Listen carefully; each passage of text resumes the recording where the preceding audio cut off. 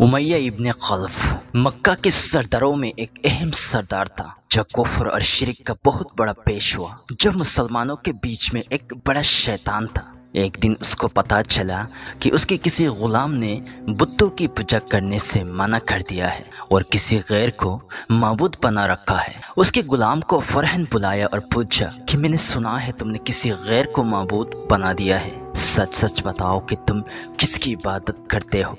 गुलाम ने बताया कि मोहम्मद सल्लल्लाहु अलैहि वसल्लम की, खुदा की। उमय्या गुस्से से लाल पीला हो गया और कहा कि मोहम्मद की खुदा का पूजा करना मतलब तुम हमारे बुतों की मुकद्दस दुश्मन बन चुके हो। सीधी तरह रास्ते में आ जाओ वरना बेरहम वाली मौत मरोगे। मैं ये हरगिज़ बर्दाश्त नहीं कर सकता कि तुम बुतों की पूजा करने वालों की घर में रहकर मोहम्मद की खुदा की परस्तिश करो। वो गुलाम जो सच्चे दिल से अल्लाह की वहदानियत पर ईमान लाया था, उसने बेधड़क उमय्या को जवाब दे दिया कि मेरे जिस्म पर तो तुम्हारा जोर चल सकता है, लेकिन मैं अपना दिल और जान मोहम्मद सल्लल्लाहु अलैहि वसल्लम और उसके खुदा के पास रख चुका हूँ। अब अल्लाह की इबादत ही मेरी जिंदगी का मकसद है और तुम्हारी खुद की बनाई हुई बुतों को पूजना मेरे बस की बात नहीं है। ये जवाब सुनकर उमय्या कैसे गजब से दीवाना हो गया कि एक गुलाम ने उससे बेधड़क जवाब दे दिया था। उसने गुस्से में कहा कि अच्छा ठीक है, तो अपनी बेदीनी का मजा चख, मैं भी देखूंगा कि मोहम्मद और उसके खुदा तुझे कैसे बचाते हैं। उमय्या की तशद्दुद शुरू हो गई। मक्का की जमीन और गर्मी का सबब बड़ा मशहूर था। उमय्या अपने गुलाम को दोपहर की तड़पती गर्मी में जमीन पर लेटा कर सीने पर बड़ी बड़ी पत्थर रख देता था ताकि वो करवट न ले सके, और खड़े होकर कहता था कि मोहम्मद की दीन से बाज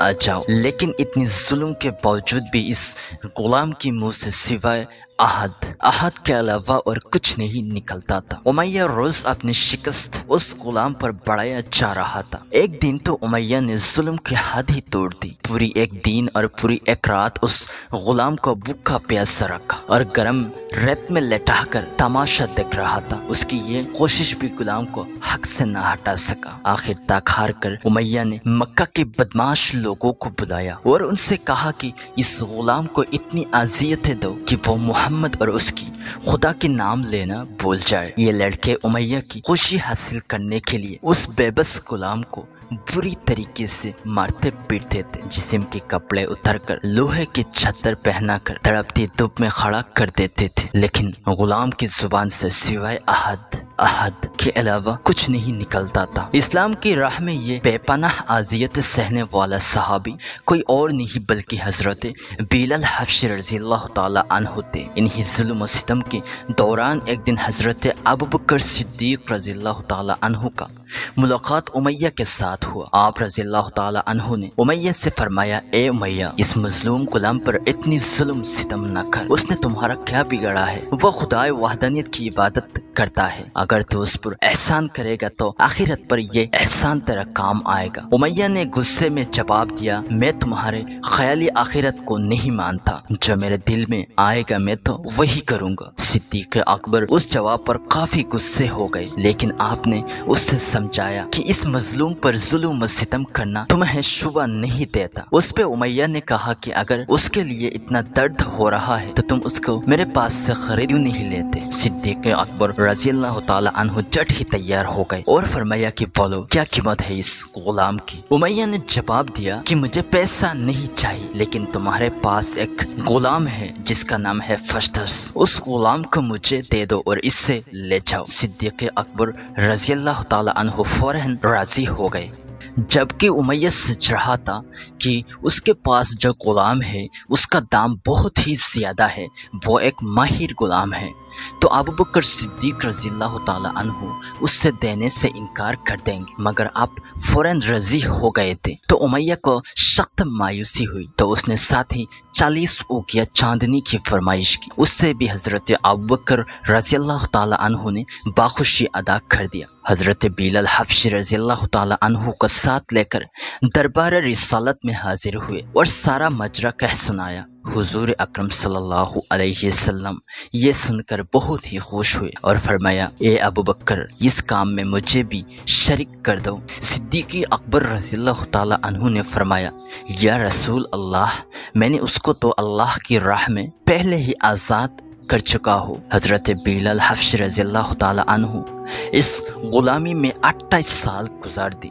वो एक नहायत ही पाकदिल शख्स थे। लिहाजा हुजूर अकरम सल्लल्लाहु अलैहि वसल्लम ने जब उनको तौहीद की दावत दी तो आप फौरन ही राजी हो गए। रिहाई पाने के बाद हजरत बिलाल हबशी रजी अल्लाह ताला अन्हु हमेशा हुजूर अकरम सल्लल्लाहु अलैहि वसल्लम की खिदमत में मौजूद रहते थे और दिल जान से नबी पाक सल्लल्लाहु अलैहि वसल्लम की खिदमत करते थे। हुजूर अकरम सल्लल्लाहु अलैहि वसल्लम जब हजरत बिलाल रजी अल्लाह ताला अन्हु को कुछ करने के लिए हुक्म देते तो हजरत बिलाल रजी अल्लाह ताला अन्हु दिलो जान से वो काम करते। गाज़वा बदर से लेकर गाज़वा ताबूत तक तमाम गाज़वे में शामिल रहे, लेकिन हजरत बिलाल की इस्लाम के लिए सबसे बड़ी खिदमत और उनके लिए सबसे बड़ी शहादत इस्लाम का सबसे पहला मुअज्जिन होना है। हिजरत के बाद जब आका हुजूर अकरम सल्लल्लाहु अलैहि वसल्लम मस्जिद नबवी में तामीर हुए तो आप सल्लल्लाहु अलैहि वसल्लम ने